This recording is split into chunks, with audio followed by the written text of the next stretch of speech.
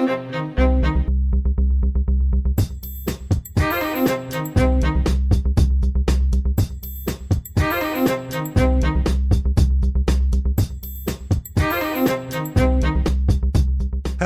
everybody, and welcome back to Small Town Murder Express.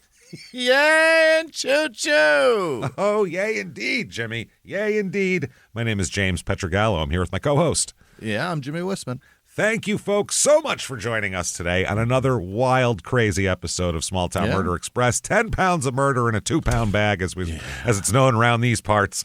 Lots of crazy stuff today. Somebody that we can all hate together, which is fun. I love when it's just, there's not a person alive who can go, yeah, that person's okay. That's great. That's what we have for you today. A lot of fun. And stick around for the end of the show as we'll explain we have moved networks. Not a big deal. Really affects very little with the show. The shows are exactly the same. A long show on one day and an Express the other day. Twice, 2 shows a day. That's it. So we'll explain everything later. But basically, it's just no more early access. They used to come out a week early if you paid the thing and Wondery Plus and all that. We're not on Wondery anymore. That's why we can't have that. So we're not doing the early access. Everyone gets them at the same time, which we really enjoy. It's so good. It sucks. It's a community. It sucks when some of the audience was like, hey, no spoiler alerts. I don't have early access. And it's like, no, let's just all get them at the same time. We are working on an ad-free option as well. I know a lot of people love the ad-free option. We are working on that. We're trying to work something out so we can have an ad-free option. We'll talk about it more at the end of the show. But quickly, before we get to that, definitely head over to shutupandgivememurder.com. Tickets for live shows. They start back in September. Grand Rapids and Madison. I think those are about sold out, though, I think. Irvine has some tickets left. Seattle's got some tickets left. Portland's sold out. And then D.C., Philly, get your tickets for those because they're going fast, too. So get in there. We can't wait. Shutupandgivememurder.com. Also, patreon.com/CrimeInSports is where you get all of your bonus material. Yeah. And by the way, Crime in Sports is the name of our other show that you should be listening to, along with your stupid opinions as well. You should listen to that. Yeah. So anyway, patreon.com/CrimeInSports. Anybody $5 a month or above, you are going to get a whole lot of stuff. Hundreds and hundreds of bonus episodes you've never heard before immediately upon subscription. Binge away, and then new ones every other week. One Crime in Sports, one Small Town Murder. This week for Crime in Sports, we're going to talk about this really weird league that plays 1864 baseball rules. Stop it. With the wool and the skinny bat. It's the weirdest thing in the world. We'll talk about that. And then for Small Town Murder, we are going to talk about this Sherry Papini documentary where she says now she's telling the truth. And it is crazy. We're going to talk about that. Can't wait for that. Patreon.com/CrimeInSports. That said, and you get a shout out at the end of the show as well. I think at the end of the regular show. I think it's time, everybody, to sit back. What do you say? Let's all clear the lungs. Arms to the sky. Let's all shout. Shut up and give me murder. Let's do this, everybody. Here we go. Let's go on a trip, shall we? We're going to Virginia this week. We are going to Farmville, Virginia, which when we're talking about small town murder, a town called Farmville. Yeah. That's about like the app game. Yep, on brand as it gets right there. Yeah. Is the town named after the game or the other way around? We'll find out. We'll find out. This is in Central Virginia. It exists. I know, it's hilarious. How embarrassing. Like, Farmville, is this real? It's a way to hear who's from there, too. A couple of people you wouldn't expect. Really? An hour and 15 minutes to Richmond one way, about 2 hours to Durham, North Carolina the other way. Okay. And then it's about 3 hours to Parisburg, Virginia, which was our last Virginia episode 555, Murder on the Trail. That was the AT killer, the Appalachian Trail killer, and old Randall. What a weird Lion Randall. That guy was wild. This is in both Prince Edward and Cumberland counties. Sure. Area code 434. Population 7,266. So not a lot of folks in Farmville. It's a pretty rural area. More people played the game, that's for sure. Definitely. Median household income here, awfully low. It's about half the national average, $35,690. That's not great. And then median home cost is pretty low as well, $214,000. Not low enough. Not low enough if you're making $35,000 for the whole house. That's tough. The motto of this town is just, quote, the heart of Virginia. Sure is. And it kind of is in the middle of Virginia. It's in central. They're being both literal and figurative on that one. Yeah. History of this town. Farmville was founded 8 years ago after the app game. No, I'm just kidding. Can you imagine? That was the truth. No. Farmville. We're in Mafia Wars, New York. Yeah, that's, you know how it goes. What's the one that LeBron James is always pushing lately? The Kingdom of Royal or shit. Royal Clash or some shit. I don't know. I have a crossword game that it always pops up on, and I'm like, damn it, go away. I don't know how these app games are making so much money they can pay hire fucking everybody. celebrities. Everybody. That game has Big everybody. one. They have Jimmy Fallon playing like 8 characters on one of them. Like, dude, he had to be there for like 2 days. That's a bunch of costume changes. Like, how are you paying Jimmy Fallon that much money? That was a whole weekend that guy did to Yeah. fucking advertise your stupid Candy Crush. He had to go back to the Tonight Show after that. So Farmville was formed in 1798, but wasn't incorporated until 1912. So, they needed about 115 years to think about it, just to make sure they wanted this to be real. It started out with coal mining. John Flournoy was the first to mine coal near Farmville. He started in 1833 working on a seam, which was 2 feet thick, just pulling coal out of it. In 1837, they granted a charter to the Prince Edward Coal Mining Company to mine and sell coal. They lasted until about the 1880s, that company. Sure. Another coal pit in the 1880s was worked by at another property. The coal from this small pit was used to fuel a blacksmith shop that this guy had, so that, he basically was like a subsistence coal farmer.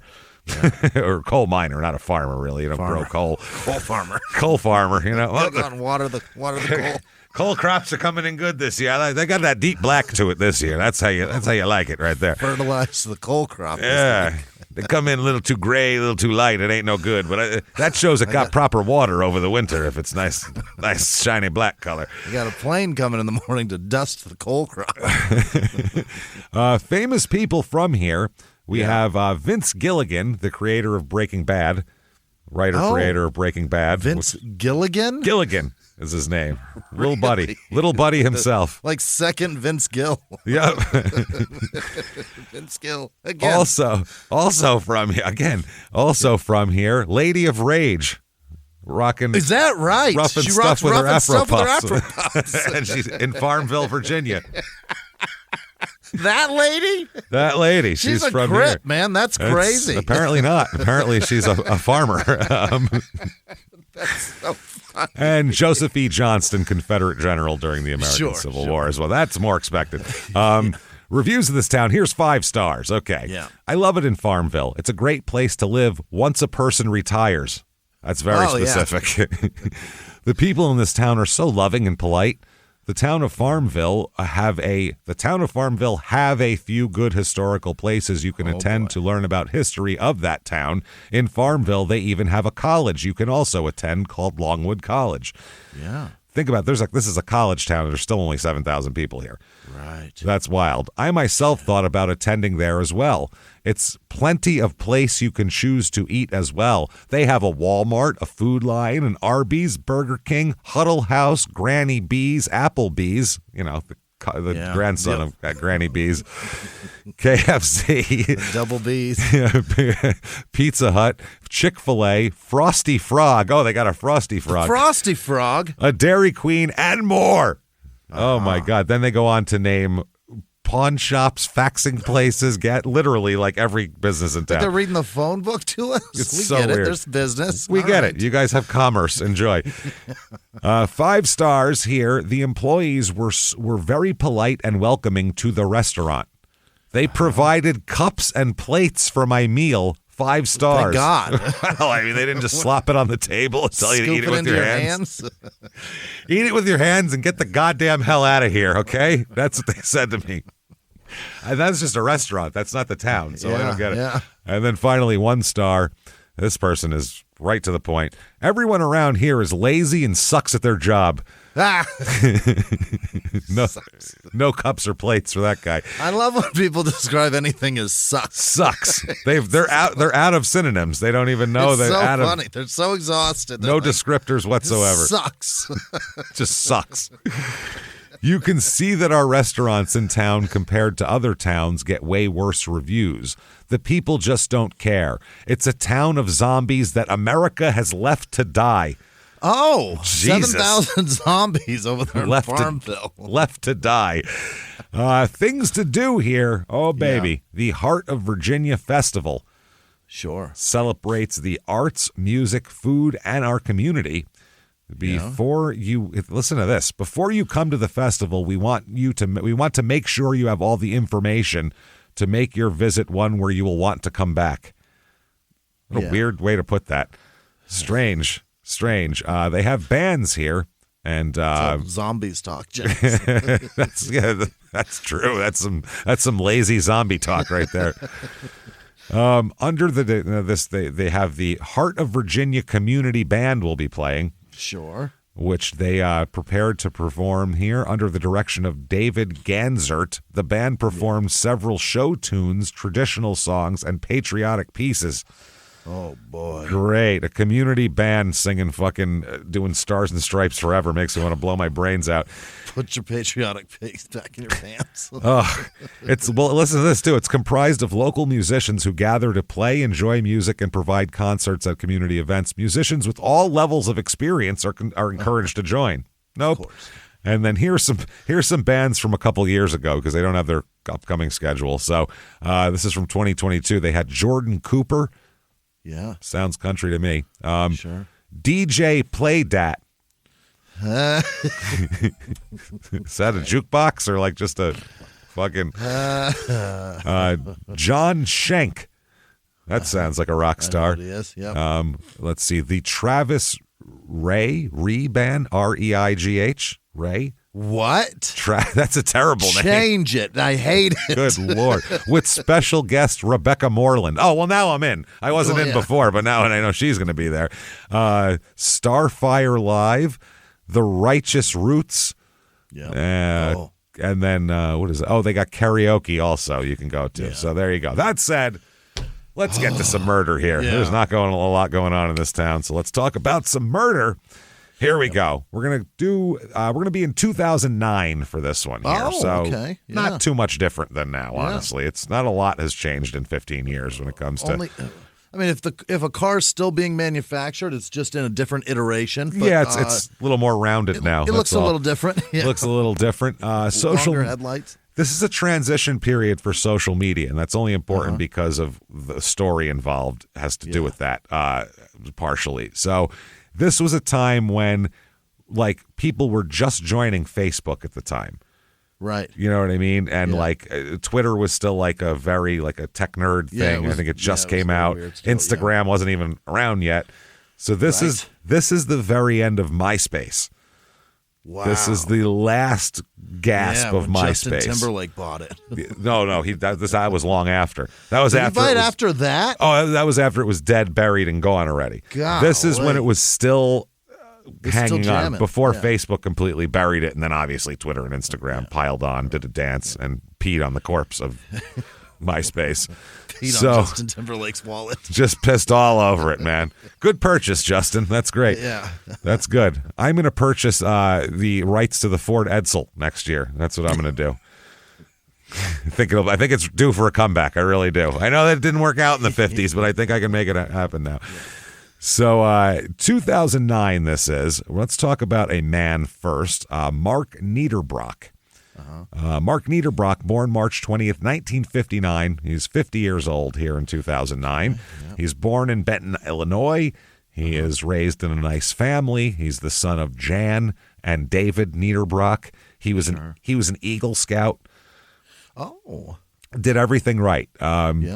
He liked photography a lot, which normally I'm suspicious of. Leery. Yeah. I'm suspicious of men who like to take pictures. I'm just suspicious. There's a sexual component to it always. I don't care if they're taking a picture of a tree. They want to fuck that tree. There's something weird about it. I don't know what it is, but if women are taking pictures, fine. If men are taking pictures, I'm like, you creepy fuck. You creepy fuck. You're just trying to lure women in to take pictures of them. So he went to study photography at the University of Illinois. So he actually went to study it, and he's actually interested in the science of it and everything. Later, though, he ends up wanting to be a minister and earned a Master of Divinity from Union Theological Seminary in Richmond, Virginia. Sure. Which I don't know what that means. That's probably not accredited. I mean, it's probably fine to preach, but it's probably about the same as if someone signed "You are a preacher now" on the back of a Denny's placemat. As far as I don't know, you know what I mean? Yeah, I don't know what like preaching schools have for. Do they go? Look at me. Oh, you went to Union Theological? Oh, you're horse shit. Like, does that happen? Yeah. That's. Oh, he went to Union Theological. This guy knows his stuff. Like, I don't know how that works. So in 2003, he began serving as the pastor of Walker's Presbyterian Church in Hicksburg, which is in Appomattox County. Known as a real nice guy and a real approachable guy. Yeah. Easy to dole out advice and to kind of if you got a problem, he's a guy you can go to and expect a soft touch, basically, everybody said. He's not one of these guys that's like, well, that's because you're a moron or anything like that. He's like, well, let's pray about it. Which is, what you would want out of a guy in that position, I would hope, rather than just telling you how you've wronged the Bible and how you're going to be going to hell if you don't fix it. So they remembered him as not only a spiritual leader, but as a good guy and a nice guy and a friend and liked to tell stories. And everyone said he was the exact guy you want leading a small congregation. This is like a 50-member church, too. This is a very small. Tiny, yeah. That is a tiny-ass church. I mean, that's. You're not even making any money. No, that's like the guy from the Julia Roberts movies in Gemstones there who shot Chad. That guy. He had like a church like that, like 50 people. Yeah. Little tiny thing. You can picture it. So he's the pastor there. Now, he's married. He has a wife named Dr. Deborah Kelly. Oh. Yes. She is born September 28th, 1955, making her about 53 in this time, 54 years old. She's born in Richmond, Virginia. Her parents are Tom and Margaret Kelly. And she is all about academia, mentorship, that kind of shit here. She'll end up being an associate professor of sociology and criminal justice studies at Longwood University. Wow. So that's what she does here. Talks about shit that we talk about a lot. Kind of. She'd probably be a fan of the show, maybe, or hate our guts. One of the two. One of the two. It would never be right up the middle. No. It's either hell yeah or fuck no. Or fuck them. That's kind of the reaction we get. Hey, I love those guys. Oh, I hate those guys. There's really no in between. It's really odd. We are podcast raiders. We're podcast grapefruit, essentially. That's what we are. You never know. Yeah. So they have a daughter named Emma, who is 16 years old in 2009. Emma Kelly Niederbrock. Now, Emma, she's an interesting young lady here. She's a real dichotomy of personality. Which a lot of kids are. And I find it normal when kids like very disparate things. You know what I mean? Yeah. That's kind of how kids are. Sure, yeah. They can be into this. They can be into that. Adults, they get more, honed in a, to a certain thing that they like. So she is homeschooled since middle school. Mm-hmm. So that she's a homeschool kid. She's real creative. She does like fashion design that she's into. She wants to do that. She also wants to do like hair stuff. She's very into music and very into online communities, which you would be if you're homeschooled since middle school because you need. And young, yeah.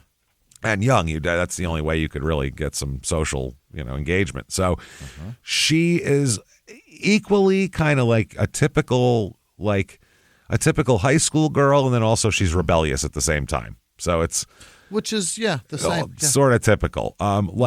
She's real into, horrorcore rap, which we'll talk about. Yeah? She's real into shit like that, but she also really liked the Backstreet Boys and played soccer. Okay. You know what I'm saying? So she's like a chick who's drawing horses on her Trapper Keeper, but the horses are smoking joints. You know what I mean? That's the kind of girl she is, which is cool. She's... got different interests. She's got different, not just different interests, she might have different friends too, different groups. She does. She goes by her screen name of Ragdoll on all the online places she is. MySpace is where she's real big. Okay. And a lot of because this is, like I said, if she's, 16 years old at the time. Yeah. she's been doing MySpace for a few years now. It takes them a while to get out of that and into something else. So cool. Those kids got so lucky. Like they got to code. Like, you know what I mean? That generation got to code their own website. That motherfucker was the most stress-inducing website as a fucking late teens, early 20 guy.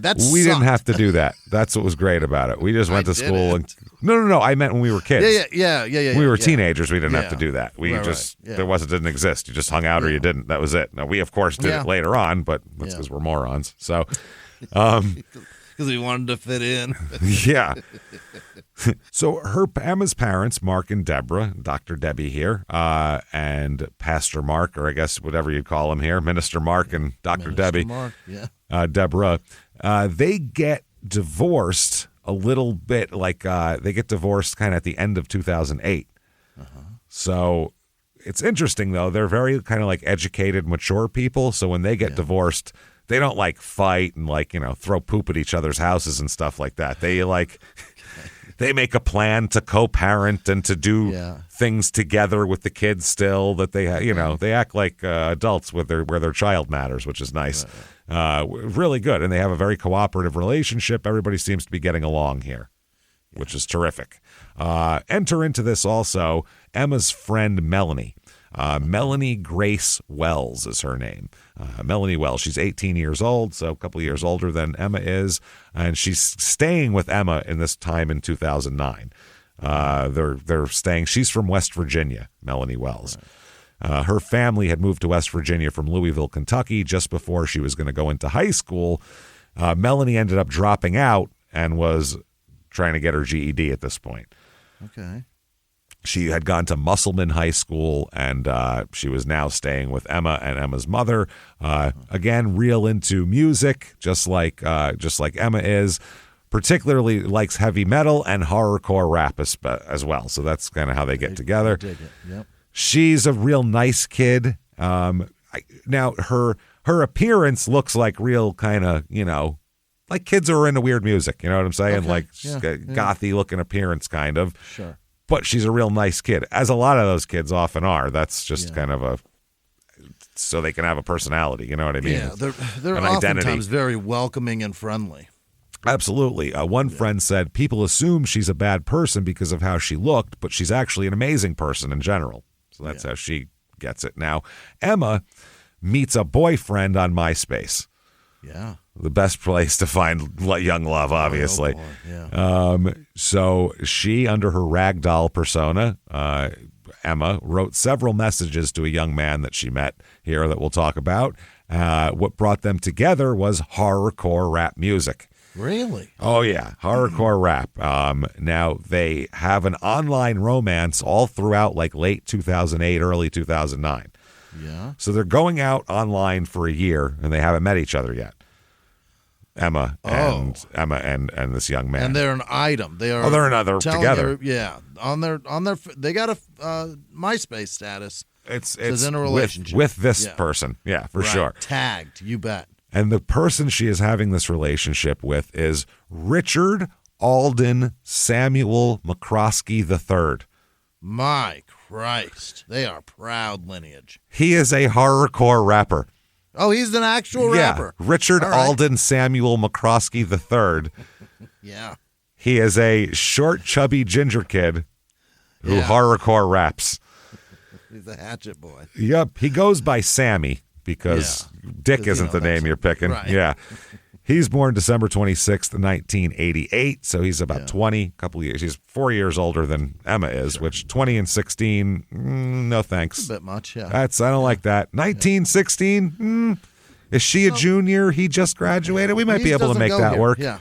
20, you're in a different decade now. Fuck off. Yeah. We're not doing that. I had a friend 16 dating a 21-year-old kid. That's fucking weird, man.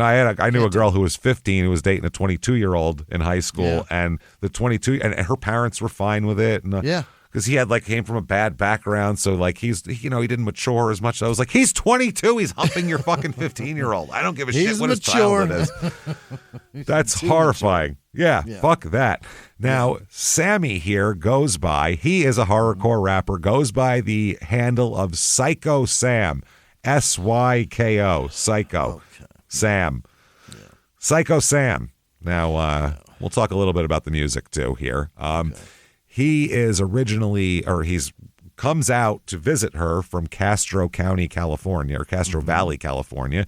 A little bit about his background. He has an older sister named Sarah, and he was an average student, had some friends, and that sort of thing. His mother said he took karate lessons, enjoyed jogging, and watched horror movies with his family, and never got detention in school. Oh, so pretty good kid. All's fine, apparently. Yeah. That's it. He took karate and never got detention. I don't know what the problem is here. So his mother was so protective of her son. This is too much, by the way, for your kid's development here. She worked as a teacher's aide from his kindergarten through his third grade years. So she could be in the class to look over him the whole time, which is the point of school is to send them away from you into another environment, and they learn how to do that. They if you're thrive. there, if you're there the whole time, it doesn't do anything. Yeah, they're too attached emotionally. In 10th grade, he started an independent study program, mostly working at home, and just got a GED. So he just dropped out and got a GED. Now, his sister Sarah said, quote, "We weren't a Leave It to Beaver type of family. We each had our own space and did our own thing." That's the main vibe I'm getting off of their family is there doesn't seem to be anything real bad going on.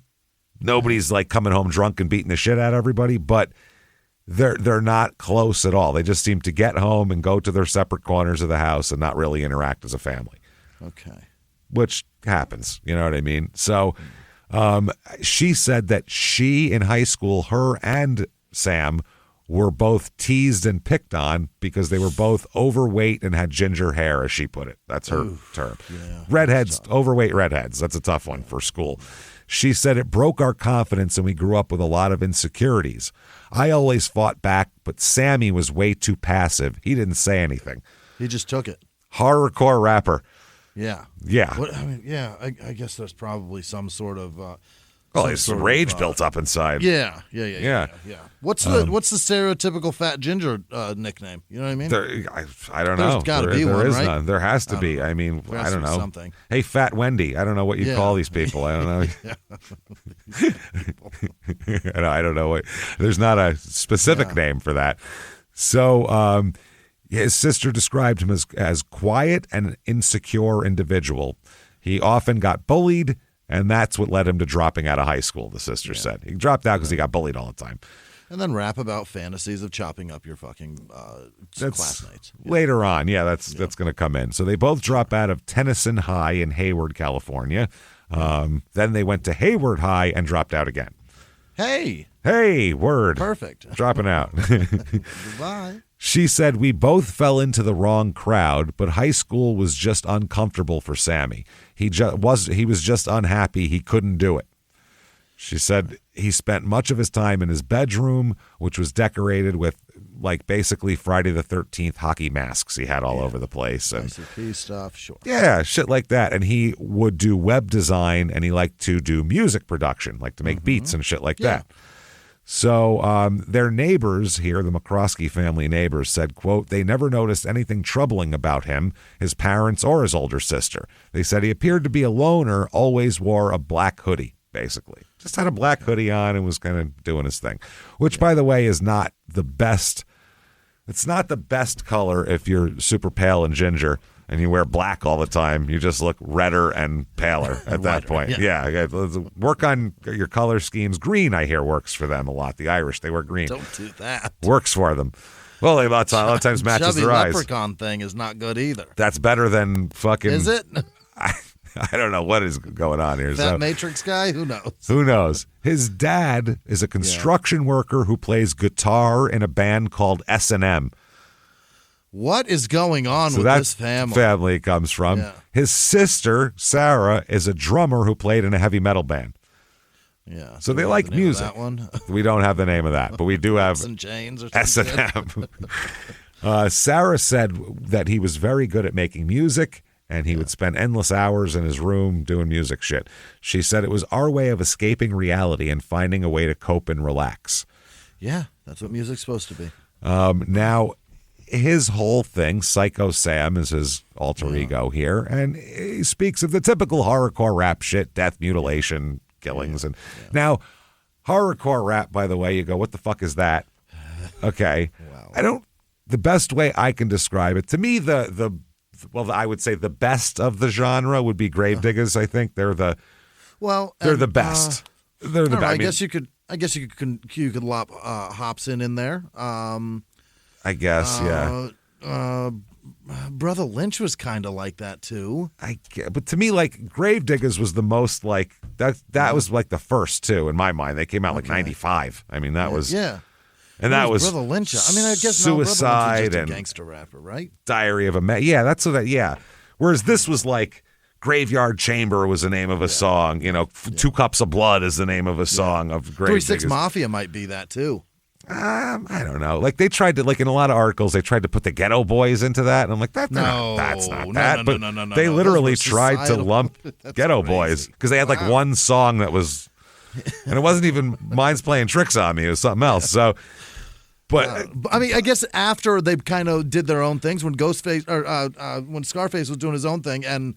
Bushwick Bill, when he was doing his own thing, he was kind of that, though. Because he had like a Phantom of the Opera album that was weird. It wasn't as to the point as Gravediggers, though. I mean, Gravediggers was 2 Cups of Blood, fucking tripping, Suicide, Diary of a Madman, shoot my fucking arm off and made an escape. It was, but this was 3 6 Mafia had a song about being buried alive. Yeah, but this was like I'm being trapped in a. Have you heard Gravediggers? Not recently. I don't know any of their lyrics. That's for sure. Okay, yeah. It's way. Yeah. It's exactly this genre of what it's kind of supposed to be. There's no songs on the thing about just hanging out with your friends or like you met a girl. There's no songs like that. It's all about. No blowjob Betty. I'll be the Bushwick Dutch Master rapper. I love black women and I hate fucking crackers. That's the most. Okay. It's a great fucking line. That's the most horror-ish line in the whole album. That's just a guy talking some shit. I mean, I guess there's probably a lot of horrorcore rappers that we don't even know. I'm sure. It's so because they suck. You're right because it's SoundCloud. Yeah, it's stupid. Nobody gives a shit. Gravediggers is fucking awesome. That shit is great. I listen to that shit. It's so good. So it's RZA. I mean, it's fucking RZA made all the beats and it's his shit and he's rapping on it. So anyway, in his stuff.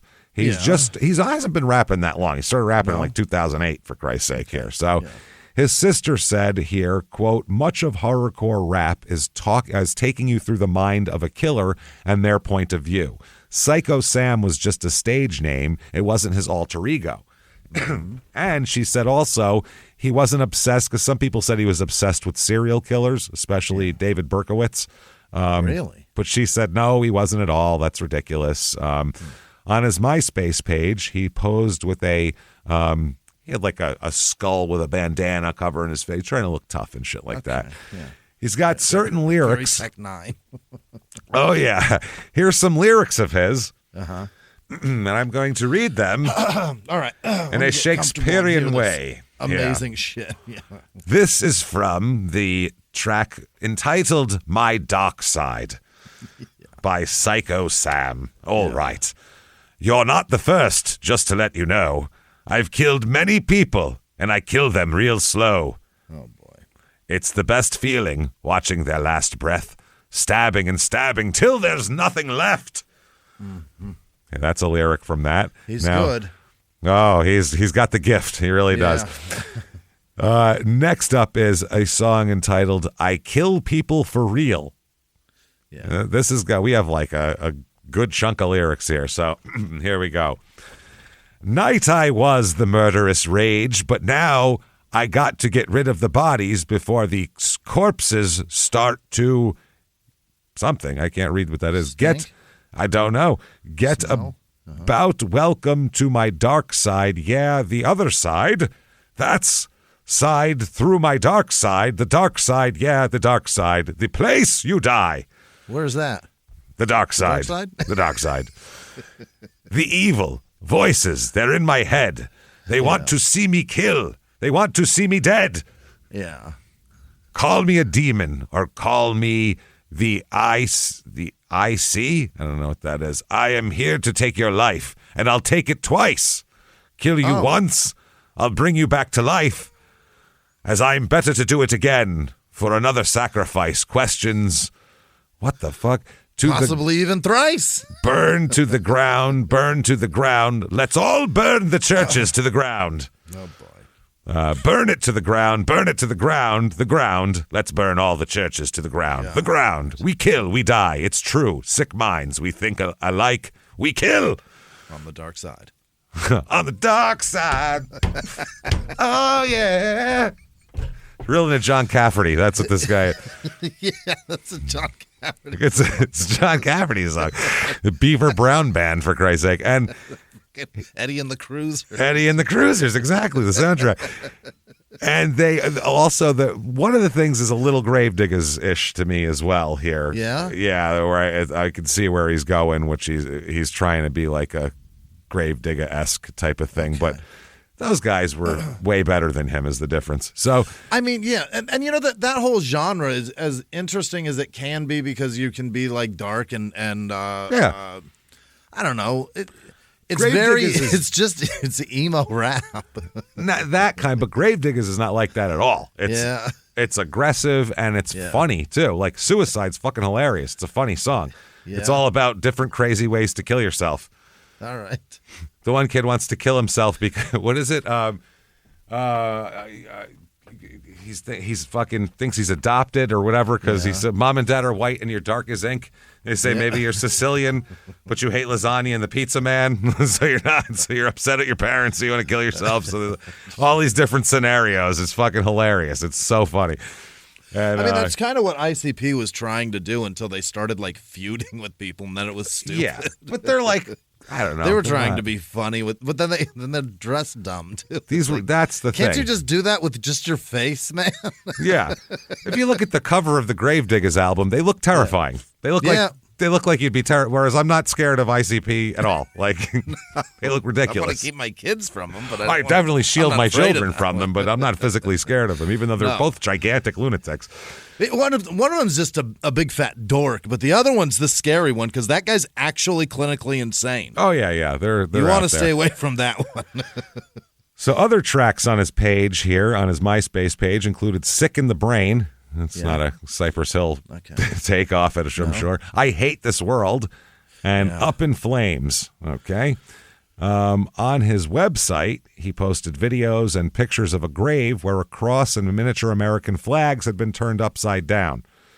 This is, by the way, a dead Marine's grave that he's defiling. He really did it? Yeah, he said, "We defiled the grave and then lightning struck seconds ago. I think we were being warned," and he's laughing in the video saying that. Dude, what the fuck? He's just trying to be a jackass on social media. He's just trying to, He's pioneering the social media jackass phase of our fucking social starting Instagram trolling or that's MySpace trolling is what he was doing. Oh, he'd be wonderful on Twitter, boy. I'm sure he would love that shit for the next 10 years. So, spring of 2009, his parents broke up. Apparently, this Sam really devastated Sam, even though he's 20 years old and really shouldn't really matter that much to him. But I guess his father asked the mother to move out. Oh, which is different. You don't hear that very often. So, September 7th, 2009. Okay. On MySpace here, Emma is posting on MySpace how excited she is for Sam to come visit her at her house in Virginia. He is planning a trip to Virginia to see his online girlfriend here. So she said, "The next time you check your MySpace, you'll be at my house," in all caps. Oh. Yeah, that's cute. And then she also wrote she was basically had a countdown of the days until he got there going. And she said, "You are my one and only everything." Also. Yeah. Very horrorcore of them. Yeah. So there's romance and everything. I mean, every genre, man. It's just funny. September 12th, 2009. He came to visit them. He landed in Virginia. They all end up in Michigan on September 12th. This is Emma, Melanie, her friend from West Virginia, and Dr. Deborah here. are all and Sam, they're all going up to, Dr. Deborah's driving them all up to Southgate, Michigan to go to the Strictly for the Wicked Horrorcore Music Festival. Fucking ICP. Which I'm sure Mom just loved. I'm sure she had a great time all day at that place. Just really had a good time. Although if she's into psychology and like criminal stuff like that, that might be a good place to to check in. Honestly, that might be a good place to talk to people. She could probably get a lot of work. Yeah, she can get a little bit of work there in the background. Yeah. So yeah, this was outside of Detroit here, Southgate, Michigan. Now there's a guy named Andres Schrimm, and he owns a independent horrorcore music label, little record label named Serial Killin' Records. Right. In New Mexico, where all the good horrorcore, where all the good rap comes from, obviously. So he performs under the name Sicktanic. Right. Okay. And basically he saw Sam, Melanie, and Emma all on September 12th at this festival. I think he's like one of the main people of the festival, like help putting it on and shit. Yeah, sure. Now, Serial Killin' Records. Sure, yeah. Here, the label's roster includes such stalwart artists as Razikel, Stitchmouth. We all know old Stitchmouth there. Yeah. Comatose with a K. Yeah, obviously. Concrete. Two Clips. With a Z, of course. Yeah. And Bloodshot. Okay. I've heard of Comatose. That's crazy. Okay, interesting. So this is the SKR, the Serial Killer Records, was the organizer of the Strictly for the Wicked festival here. And Schrimm, the guy who runs it, said that these people aren't violent people. It's all about the music. Yeah, we're just saying things. Yeah, he said, you look at the music we do, and it's kind of harsh and somewhat brutal at times, but there's a different side of life that people aren't normally accustomed to. And being an artist, I think it's important to see both sides of life. Yes, for the art of it, sure.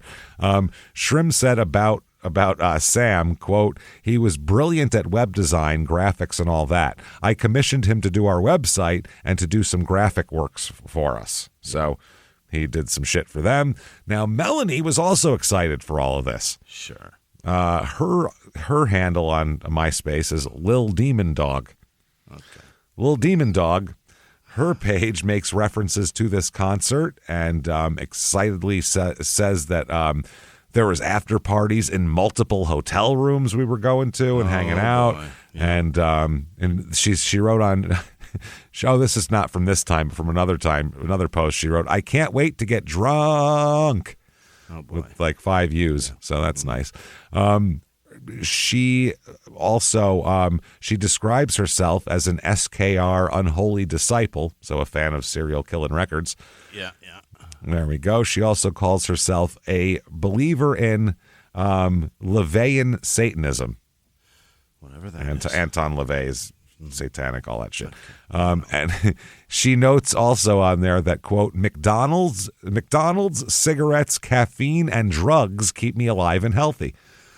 Yeah. That's the food pyramid you learn about in elementary school. That's what it is. McDonald's, cigarettes, caffeine, and drugs. Well, I mean, really, if I remember correctly, the food pyramid, the base of it was caffeine and drugs, I believe. And then you built it up from there. Yeah. McDonald's eventually at the tip top. Yeah. Peaking at the tip top at McDonald's, obviously. So that's what I thought. That golden arch just really brings it all together. It's such a time in all of our lives when we all did all of that. When that was, life.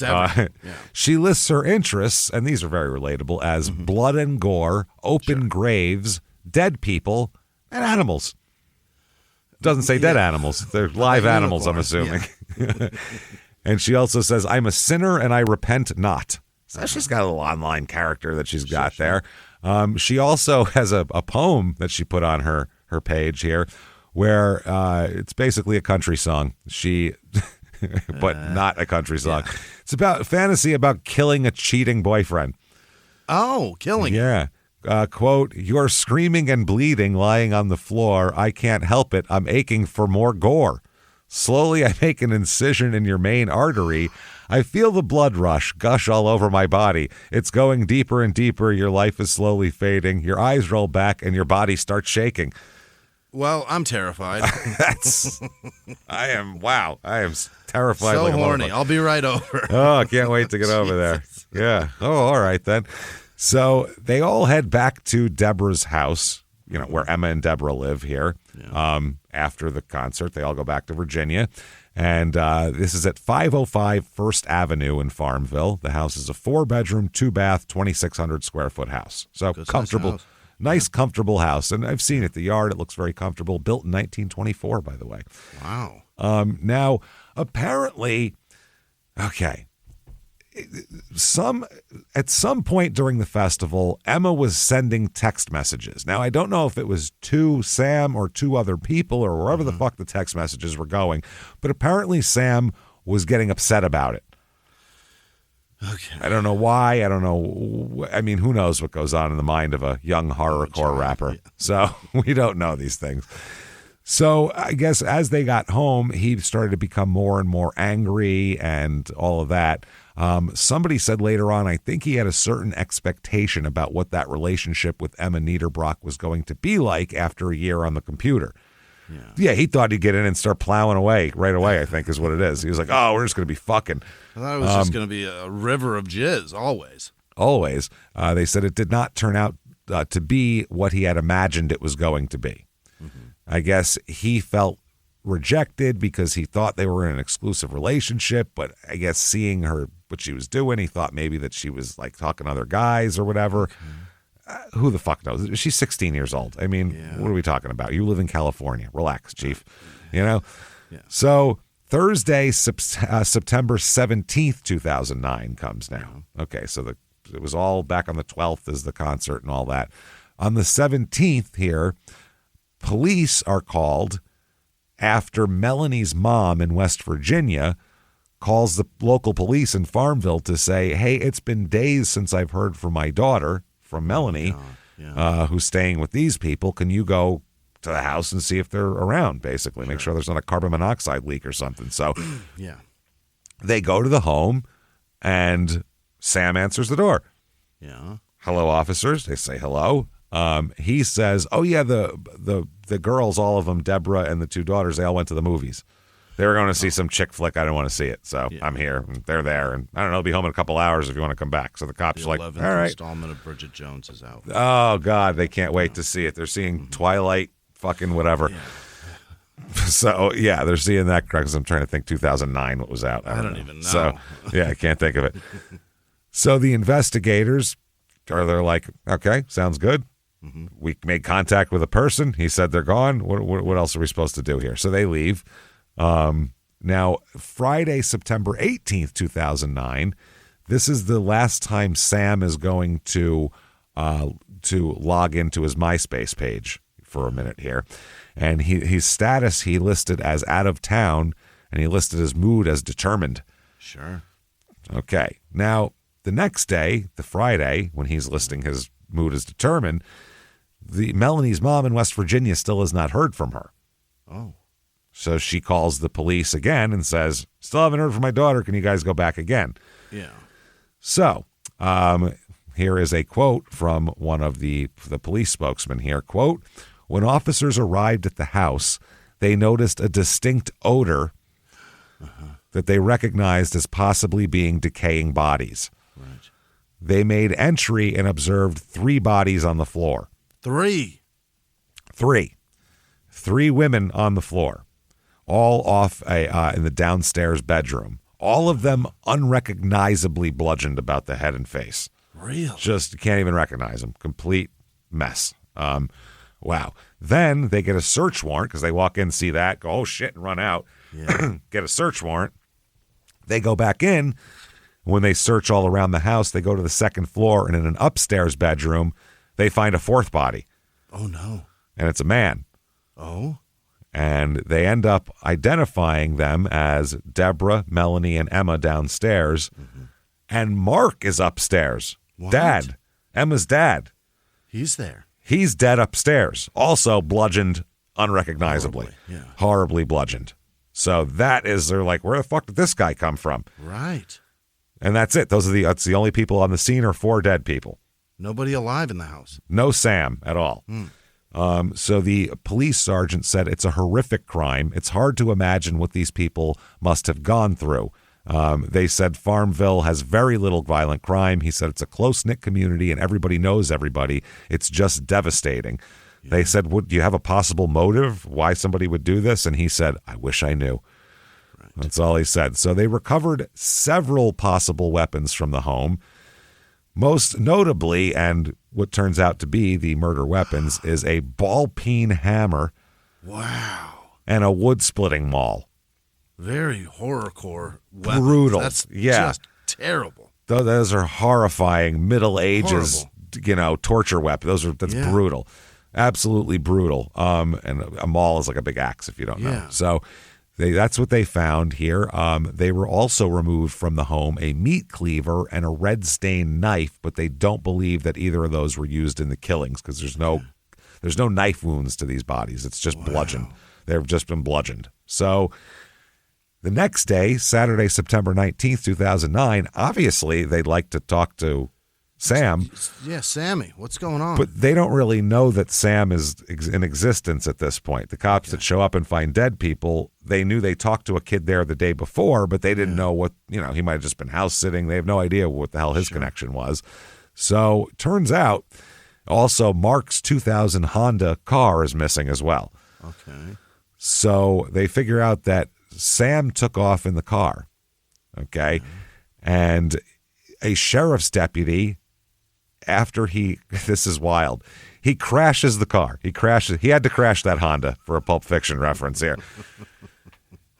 So a sheriff's deputy encounters him, has no idea about any of this shit, issues him a summons for driving without a license and sends him on his merry way. What? Absolutely. They haven't put wow. They don't know they're looking for him yet. And this is the day after the bodies are found. So that's that. So the sheriff's sergeant who talked to him said that they didn't think much of someone driving someone else's vehicle because it's a college town. Yeah. Most of these kids have parents' car. Yeah. Somebody else's car. So it's very normal to find a 20-year-old kid in a car not registered to him. It's just real normal. As long as it's not reported stolen, it's fine. It's fine, yeah. So, but they towed the car because he didn't have a license. Okay. Now, the tow truck driver dropped Sam off at a nearby gas station and said that he wasn't acting strangely. He said, I just asked him where he was from and all, and he said he was from California. I said, what in the world are you doing down here? Great question. In the middle of fucking nowhere. Yeah. I'm looking for fucking Lady of Rage. Do you know where she is?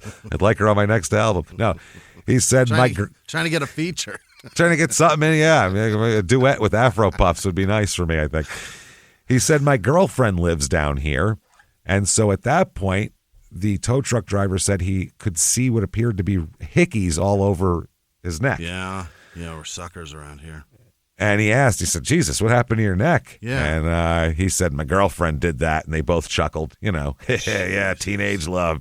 He immediately put a Bob Seger song on the fucking tow truck stereo. And he was like, yeah, there we go. This ought to make you feel right at home.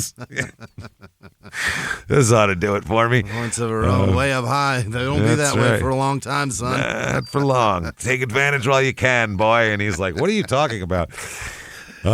So the tow truck driver said she was about to eat you up, wasn't she? And they just chuckled about it together. Oh my God, how gross. And they said they had no reason at the time to be suspicious of him. He's just a kid that didn't have a license. Happens all the time. Yeah, being a normal kid. Now, he left a weird phone message for his family after this, saying, I love you guys, and saying a bunch of weird shit. And the sister, Sarah, said that was completely uncharacteristic of Sam because they're not a Leave It to Beaver kind of family, again, she says. So we didn't call each other and say we loved each other and shit. So, yeah. So 11:30 a.m. on Saturday, this is when the police now find out they're looking for this guy. And they're like, oh, shit, we had that guy. We gave him a ticket. Shit. Yeah. So they find him at the Richmond airport. Where's he going? He's got a ticket for California. Right the fuck back home is right where he's the fuck going. back home. They find him asleep in the baggage claim area. Oh, it's got a while. Yep, they rouse him in the baggage, which is not where you hang out before a flight. No, which is probably why he was hanging out there. Right. Yeah. So he gives them ID, and doesn't resist, talks to them peacefully, goes peacefully. When they get to the police station here, a reporter asks him how he committed the crime. They shout questions. Right. He said, Jesus told me to do it. Which is a bad answer. Yeah. Just a bad, don't say anything, idiot. Don't say no that comment. while you're being perp walked. Jesus. Holy shit. And so they search through Mark's car, and they say, an assortment of pills, a folding knife, and items from a satchel that he had with him when he was arrested at the airport as well, computer and phone, electronic shit like that. Sure. They believe that that he's been hanging out at the airport just for however long. Yeah. So they also seek records for phone records and all kinds of shit like that. They got text messages and everything, so they know that he was talking to Emma and that's where he was and all that kind of shit. Sunday, September 20th, 2009. Now, he's in custody. Yeah. Police custody. His MySpace messages start being deleted. Oh? Oh, yeah. Yeah. Okay. What is that about? Someone accessed his MySpace page and deleted a shitload of messages, including pretty much all of them from Emma. Oh. Cutting off all electronic ties. That is interesting. Yeah. One of the deleted messages from Emma said, quote, I know my mind works weird because I always expect the worst, but I'm trying so hard not to with you because I know you'd never hurt me. That's nice. So they're going to charge him with murder, robbery, and auto theft here. Sure. Yeah. Seems interesting. And he said that there's anyway, so he's charged with all of this, robbery, grand larceny. He's later going to be charged with 6 counts of capital murder. 6. Wow. And 4 people. 4 people. Now, remember the serial killing records there guy? Yeah. Yeah. He said, this is not something from the Sam I know. This is not something that I would ever in a million years envision him doing. You would never, ever imagine that kid even being a suspect. If he is found to be guilty, I would be 100% shocked. Okay. Yeah. Sarah, too, the sister, said that she thought there was no way her brother could be the prime suspect in any of this. Yeah. She said, but it hit when investigators called, and she became overwhelmed after seeing the reports all over the internet and TV. She said, I just fell to my knees. I couldn't see. I couldn't talk. I failed as his big sister. Well, it's not your job to raise him. That's the thing. Yeah. You're his big sister. That's not your job.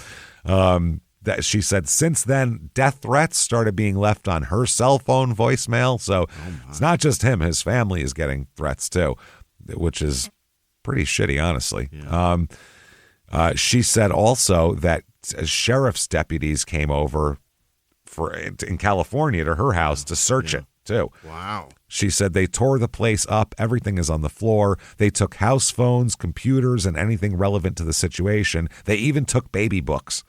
Oh. Which is strange.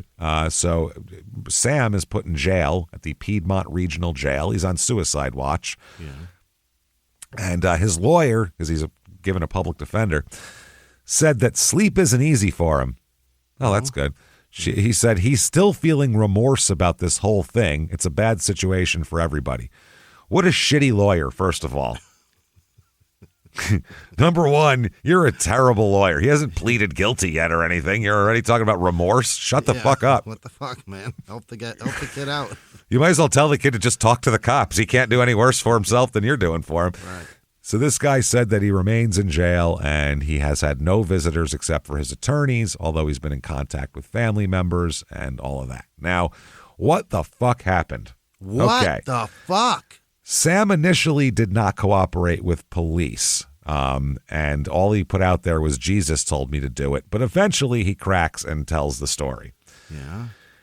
With a lawyer like that, not surprising that he would decide to confess everything. So he said late in the evening of September 14th or early in the morning of September 15th, late night, he was drinking beer, smoking weed, and, quote, may have taken some painkillers. When he was pissed off about Emma, and so he said about 3 a.m., he went around and killed all 3 of them as they slept. They have no defensive wounds on them whatsoever. What the He hell? just did this while they fucking slept. He killed Melanie first, who was on a sofa on a first floor den. It's like a guest room type of situation. Then went upstairs and killed Deborah in an upstairs bedroom. Now you're noticing that's not where these people were found. No, they're on the bottom floor. He drug them downstairs. Yep. And then finally, Emma was in her downstairs bedroom, and he went and killed her last. Okay. Which is odd because he seems to be the target of her ire, but he goes for her last. Which is like, if I'm eating, I'll eat like my vegetables first and whatever. I save my meat for last because I like it the most. So, you know what I mean? Like, maybe he's saving... Killed them first as to have as much time as possible so nobody could interrupt it. Yeah, but the weird part is he didn't do anything different with Emma. He struck each victim multiple times with the maul. No one woke up. There's no defensive wounds. I mean, when the first shot is to your head with a maul while you're sleeping, there's not a lot of...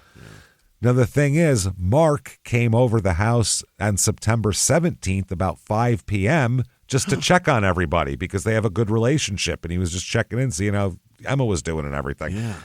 When he came in, apparently looking around, hey, everybody, what's going on? Sam jumped out with the maul and attacked him in the living room. Whoa. And later moved Mark and Melanie's bodies into Emma's bedroom and attempted to clean up the mess. Okay. So, but Mark ends up being on an upstairs floor, so he ends up changing his mind. I don't know what's going on here. At some point, he used a digital camera to record a video of himself as well. In the video, he indicated he knew he had to pay for what he'd done and also talked about suicide, which is interesting. Killed Melanie first, then Deborah, then Emma, and then 2 days later kills Mark. So he sat in the house with dead bodies for multiple days. My God. Multiple days, which is horrifying. The wood-splitting maul is about 8 pounds, by the way. It's heavy. That's a lot to get hit in the head with. And the cop said after talking to Sam, quote, he said that's what he picked up, and he felt like because of the weight of it that nobody would suffer. He's like, well, this will kill him quick. This will clobber ahead, yeah. Yeah. Jesus Christ. That's fucking terrible. Crazy. Yeah. So, he recorded his video, which the camera was recovered from his backpack at the airport. So they got that. So he had no way out of this. I mean, he was in a video with dead people saying how he just killed them. Yeah. Now, he called police at one point. Sam called the police to come and check on noises in the basement because he said Mrs. Wells told him to, Melanie's mom. Okay. Which is crazy. He explained during one of the many conversations he and Melanie's mother had, which involved fictitious stories of where they went and all that kind of shit. She told him to call the police since he felt uncomfortable because there was noises in the basement.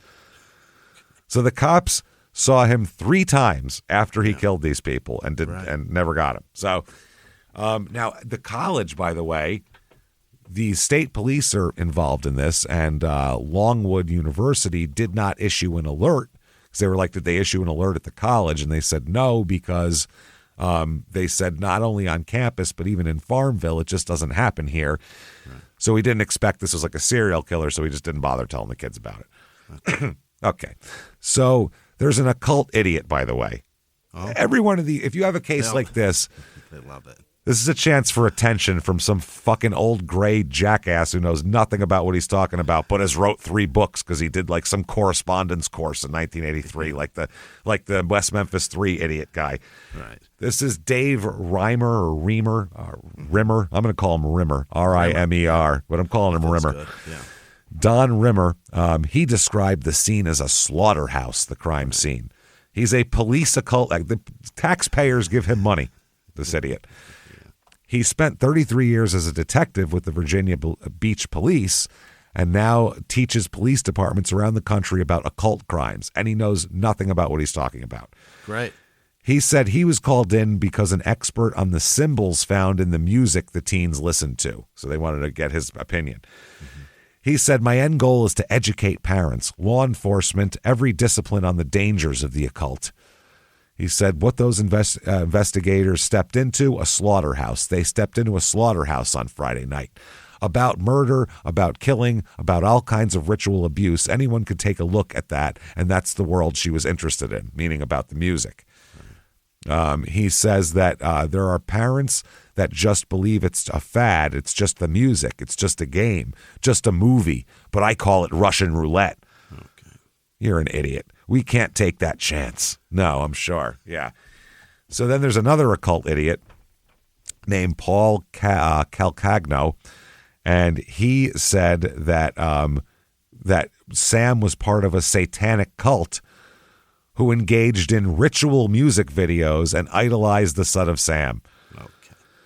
He said he describes meeting Sam in 2006, this guy. He said, as a result of my personal experience with Sam and his affiliated horrorcore rap artists, I believe that New Mexico rap label Serial Killing Records is behind the grisly mass murder. They did it. They sent him out there to murder. Yeah.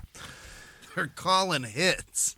That is fucking crazy. He said, basically, I was an actor in one of their music videos. In the video, they killed a priest, a rabbi, a Muslim cleric, and the Pope.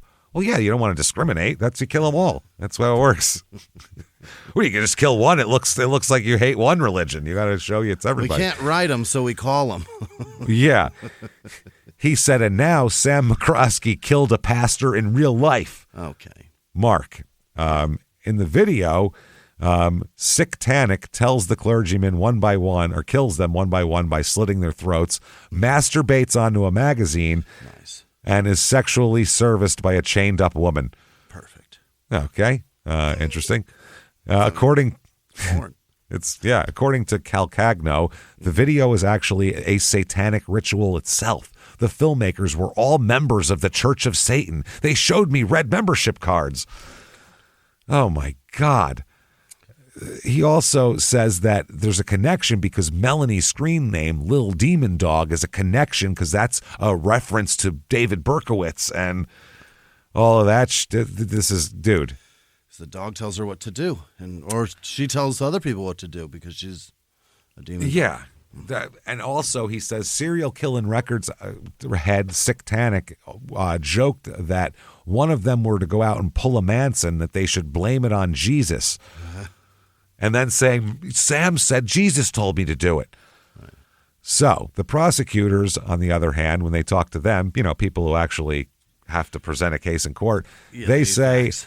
Had 0% to do with horrorcore music. And their case to the jury would be more upped if it did, but it doesn't. They said, nope, just a fucking chubby ginger who didn't like rejection. That's all. Just a dipshit who put himself out there. Dealing with the pains of... Not enough experience with relationships. Right. Didn't know how to take rejection. That's all. Hurts just to be a young man being told no. Yep, just an angry little shitty kid. Maybe if his mom didn't go to fucking school with him every day for the first 4 years, it would have been better. But maybe she should have told him no more. Yep, that's it. So they said the other three were just wrong place, wrong time. He wanted to kill Emma, and they happened to be there. That was it. And he didn't know what to do. That's why he hung out there, and that's how Mark ended up getting killed. Now, he's eligible for the death penalty here. Yeah.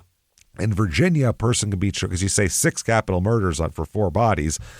The rule is in Virginia, a person can be charged with capital murder when there are certain aggravating circumstances, such as the murder of a police officer, murder in commission of a rape or robbery, or more than one murder in a 3-year period.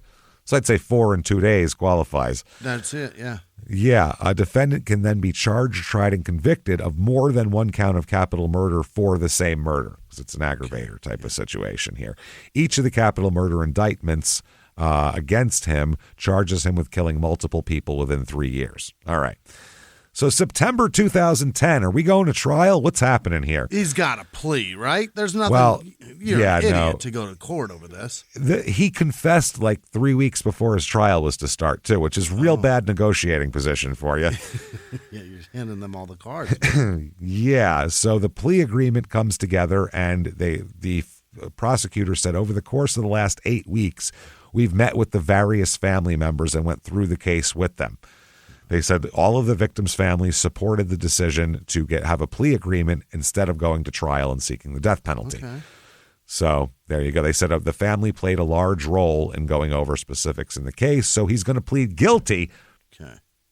2 counts of first-degree murder and 2 counts of capital murder. Good.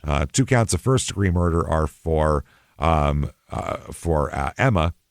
and 2 counts of capital murder of Melanie and Mark. Okay. So Deborah, I don't know if hers isn't charged. I don't know what's going on. But there you go. So during sentencing, his dumb shit lawyer said that, he spent a long day and a half with the bodies of his girlfriend and the other 2. Jesus. And the lawyer said, I think he was just contemplating. He was contemplating the severity of what he had done, and just didn't know what to do about it. Well, the judge says, I know exactly what to do about this. Yeah. You, sir, may fuck off, life in prison without the possibility of parole. Yeah. A couple of times, by the way. Over a few times. You're never getting out, man. Yeah, you're getting nothing. Three without possibility of parole. Done. He's so young. He's 20. Oh, my God. 21 by now.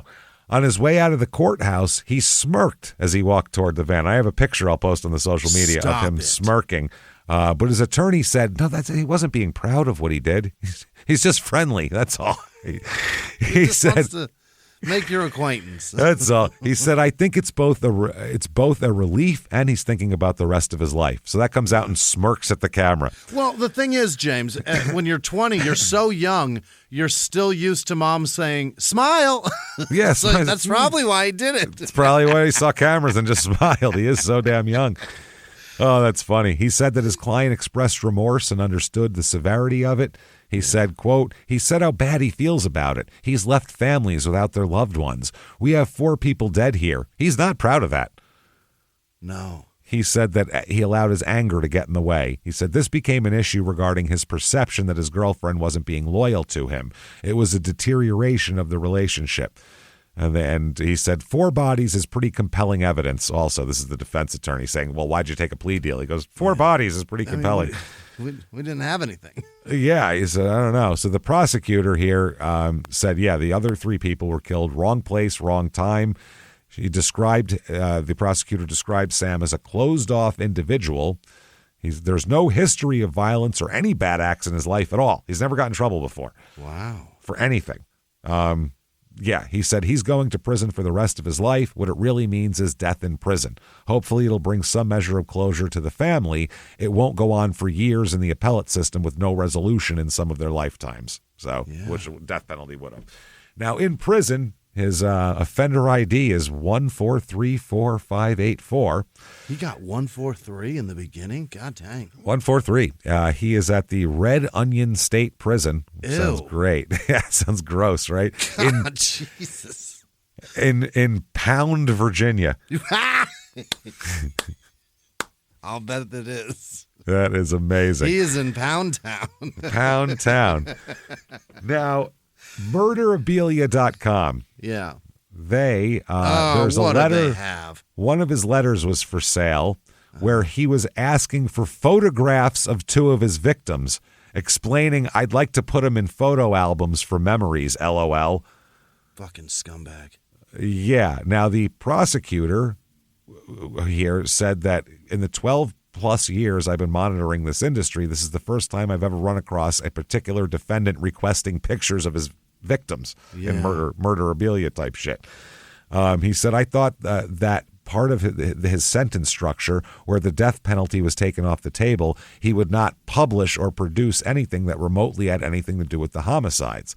It's disconcerting when you think of it from a victim survivor's perspective. And they said they're going to look into the matters, and they said they have no further comment. And what else are you going to do to him? He's in life without. That's the problem. What can you do to him at this point? He didn't get the pictures, right? I would think not. Yeah. His lawyer, the dumb one, said that he'd be pretty disappointed if Sam started to do that. Look into do this shit.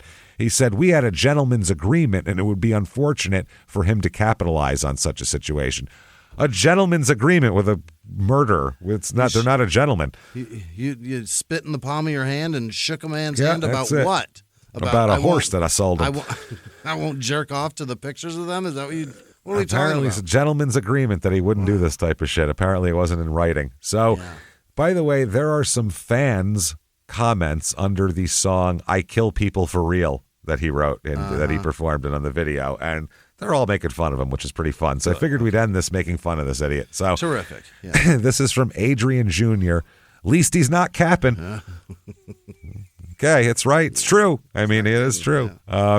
Next one here. This is from 15 years ago. So this is right when this happened. Yeah. I usually hate auto-tune, but I think it would have helped this guy out a little. That's not a compliment.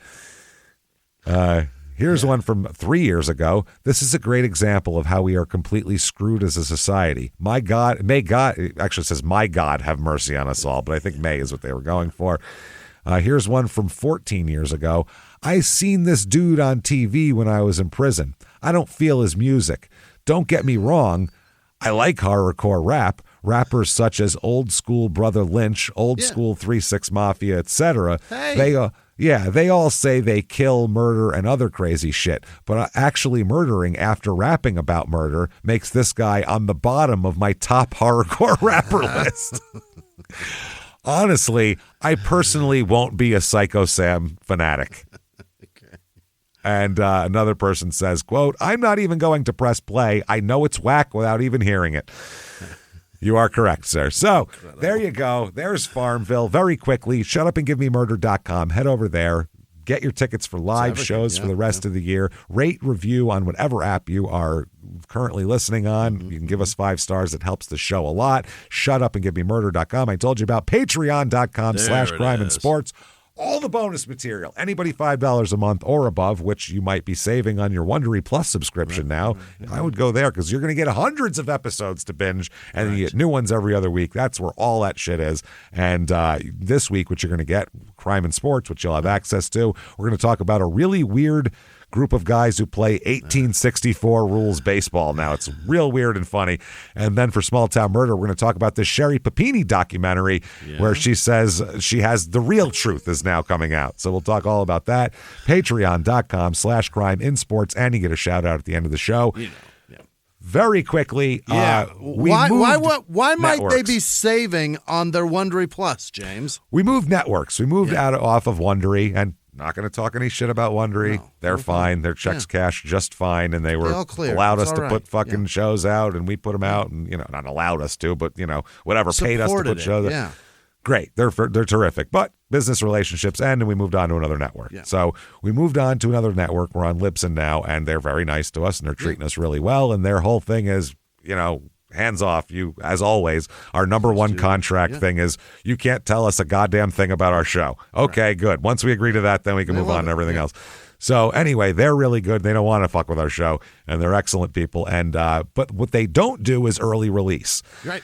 Very quickly, I'll explain to you the reason why early release existed for Wondery. And this isn't a shit talk, it's just reality. Wondery is owned by Amazon. Yeah. Amazon and their Amazon Music app, they were launching hard a few years ago when they signed us. They wanted that to compete with Spotify. Right. That's what they were going for in the marketplace. So they were getting all these podcasts, paying us good money and getting it so they had early release so people would subscribe to that and then they would listen on Wondery Plus or listen ad-free on Amazon. And if they could get all these podcast people to use that as their main app, which they didn't, they only used it for the podcast and they'd go back to Spotify to listen to music or whatever, then they could dominate the market. That didn't work out for them. And so that's why it didn't work out as they planned. And so didn't work out as they planned. Is that your main app? Probably not. So they moved on to other people, and we're fine with that. So that, and we were like, that's fine. So that's the reason why they did early release is what I'm getting at. They were doing that. It's the only reason why we hated the early release. Because it was so tough. Watching our fucking listeners argue with each other, don't post that joke about this, that's a spoiler, and I don't hear that yet. Well, I don't have that. It was so confusing for everybody. Now everybody gets the same episodes, one same regular, time. One express every week. Everybody gets them at the same time. We can all hang out together with them. We are working on an ad-free option. We don't know if that's going to be via Patreon or via some other thing with Libsyn. We're not sure, but we're working as hard as we can, and hopefully we'll have that resolved for you in the next couple months. But for now, there's a fucking button where you can just dip. It goes right by it, and keep listening and hanging out. So there you go. We have to go now. Thank you so much, everybody. Until next week, it's been our pleasure. Bye.